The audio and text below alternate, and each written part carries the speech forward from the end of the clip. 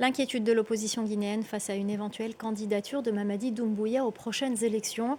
L'article 46 de la charte de la transition devait empêcher les candidatures des militaires au pouvoir, mais cet article ne figure plus dans l'avant-projet de la nouvelle constitution.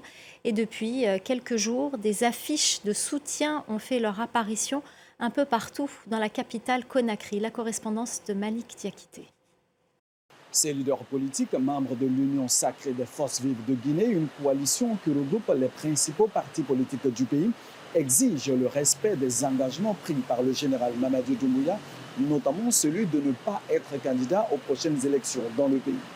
Ces partis politiques dénoncent la naissance de nombreux mouvements de soutien au président de la transition. Ils accusent les initiateurs, notamment des artistes, d'être à la merci du pouvoir afin de promouvoir une éventuelle candidature du général Mamadi Doumbouya. Personne n'a dit au chef de l'État de ne pas être candidat, c'est lui-même.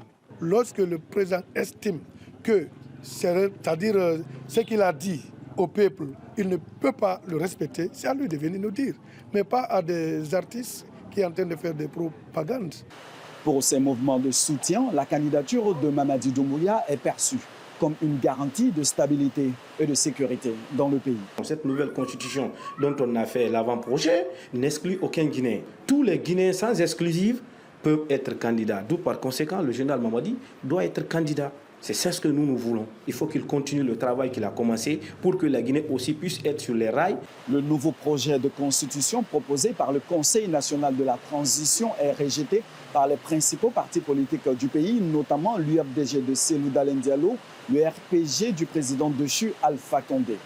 Ce texte, qui devrait faire l'objet d'un référendum dont la date n'a pas encore été fixée, n'interdit pas aux membres du régime militaire de participer au processus électoral.